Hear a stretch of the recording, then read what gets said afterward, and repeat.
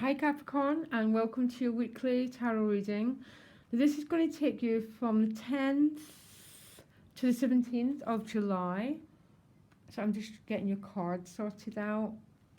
God, you've got a powerful week here and a transformative ending to it, particularly around your emotions. Six of Cups with the Queen of Cups and the Death card all together. It's like there's some defences coming down, Capricorn. I'm not quite sure what it's about. But you start the week, I'll just start at the beginning. Bottom of the deck, Three of Pentacles. The Three of Pentacles is, for me, only for me, working with others card, okay? So, for me, it tends to involve having to work with others on a group project. You've got one job to do and other people have got, their jobs to do. There's a communal energy about working with other people, and that is the foundation of the week. Now, your crowning card is the Seven of Swords, okay? And that's what I'm getting. I'm getting a real transformative energy for you, Capricorn. The Seven of Swords is a bit of an insecure energy, okay? It's called the Thief card. But I don't think I've ever known anyone that this is actually came across as being stolen from. It's how your anxiety and your thinking is robbing you of your emotional happiness. That's what I'm getting for you guys, basically. I almost want Capricorns to have this emotional renewal this week, because that's what the cards are pointing to. This is also about looking, there's a sense of not in the future, not in the past, sort of not quite sure where you're at. And it's a sword card, which means I can just see you, Capricorn, with a story running in your head this week.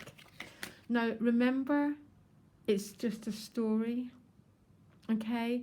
And that's what I'm getting for you. I'm getting the potential for you to move much more into just enjoying being in the moment, just enjoying loving someone for the sake of loving them without having to worry what's coming next or what lies behind you. That sort of Seven of Swords energy. Almost want you to be much more in the present moment and much more connected with your heart energy and your authenticity, okay? So yeah, you got the fork in the road. That makes total sense. I'm sort of laughing. That fork in the road with this card here, okay? They're just so similar. So I've sort of got you in this quite a strange place, Capricorn. But remember, it's only a story. You're in charge of the minors, okay? You can just drop it. I know it's a lot easier said than done, and move into this discs energy, which is focusing on work and creativity, passion, aliveness, okay? Very, very interesting, guys. Now, you start the week, the cards you've got. You've got the Ace of Wands, Ten of Swords, the Sun card, and the World card. So this is you between Monday and Thursday. Yeah, that's when you start to move to the other energies. So that's so interesting, because the Ten of Swords can be the end of the story. Oh, I'm sorry, I'm trying not to lose you, but the Seven of, the Swords cards are the stories we tell ourselves. They always involve the past or anxiety over the future, okay? Ultimately, most of them are sort of made up through past trauma, okay? I think this is a decision for you to not tell that story anymore, okay? You can only do it one day at a time, sometimes 1 minute at a time, What I do is if I'm stuck in a really big storyline, I'll set an alarm and I'll just won't do it for half an hour. Just be free of my thinking. That's what these cards are pointing to. Because it's with the Ace of Wands, which is, the Ace of Wands ultimately is about actualizing yourself. It's about living with your passion. It's about living aliveness. It's about living through your spinal column. And living through your spinal column is just where all the life force is. It's about being passionate, being attractive, being sexy. So living from here and not through this story, Capricorn. That is the theme going on here. And I can only ever read the cards. I'm not in charge. These are the messages for you. Drop the story. Be in the moment. Be in the passion. Be in your... I do a lot of yoga. So I call it being your spinal column, okay? Because that's what it's just having a strong center, being grounded, standing up tall and being passionate and going for your life, Capricorn, okay? That's what these messages are saying. And right next to it is a sun card, and I don't think I've ever seen that before happening, okay? So as you claim your wands, as you move away from this story of lack, this story of not being good enough, and you sort of claim your vitality, the sun just shines for you. And I'm actually feeling quite emotional because I don't think I've ever seen this before. So this vitality, this aliveness, the shining down on you, okay? Because the sun doesn't tell a story, the sun just shines. It's a definite yes card if any of you have any issues that you're waiting for. This is a definite yes, yes, yes card. I really don't think I've ever seen that before. So if I was doing a spirituality reading, this would be a dream come true, basically. You moved from your mind to your wands and then to the sun card. Because that's it. That's you. You're self-realized. You've worked it out. Because right next to it is the World card, which is the whole end of a cycle. Because all the lessons have been integrated and you're ready to just... the world's your oyster. She stands there. She's her own master now, and because she's her master, because she's came to terms with her own self. She's powerful. She's realized. She's amazing. And sorry, I'm going on a little bit, but I really don't think I've ever seen that before. And I've been doing the tarot for a really, really long time. Oh my God, I'm quite shaky. So anyhow, what comes next is a little bit of a backward step. There's no such thing, remember? It's just our mind pulls us back in, basically. That's how you can only ever take things a day at a time. And we always need to keep humble. Because as soon as we think that we've mastered it, we're right back in it.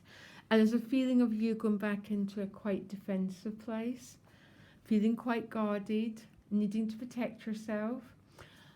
I'm a bit of a believer in there's always a really, really good reason if someone needs to protect themselves. There's always something there's always something that they feel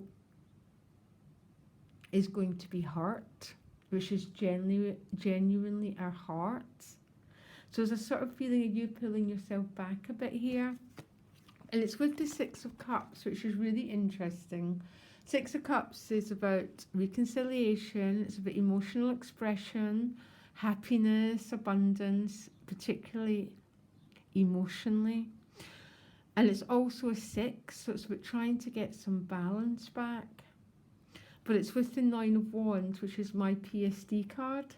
It's my card that someone's been hurt and they've got this stay away from me energy around them. You're guarding yourself. There's a reason you're doing this, okay? So I'm one of these readers who don't just say, oh, put down the guard, because life doesn't work that way, okay? But something needs to change here, guys. And you know what I think it's about? I think the cards have been asked that you let go and you embrace emotionally being in the moment, because you've got the Death card with the Queen of Cups, okay? The Death card is about change. I think what needs to change is the state of mind. And I think you get that at the start of the week, but you're going to go backwards a bit again. I'm sorry, the word backwards, because life's a spiral. Okay, it's not a backwards and forwards movement. It's almost that you're having to go back to relearn something. And it might be you're going back to relearn, actually, I want to change. I want to shred an old identity and be this Queen of Cups who's in the moment, who loves completely, doesn't think of the past, doesn't think of the future, just emotionally present with the Page of Swords. So impatience, a bit of compulsiveness here, a little bit of stress. There can be backwards and forwards texting with someone. But I'm getting that Page of Swords is an impatient energy. And it probably wants to see what's coming next. It wants to control. And you've been asked to let go and just to love, Capricorn. And I really don't think I've ever seen a reading like those first few cards before. It's like a spiritual awakening. And we awaken spiritually when we step outside of our story that just goes on and on and on. That is, you know, when we can step outside it, even for 1 hour, even for 5 minutes, is when our sun, our vitality starts to wake up.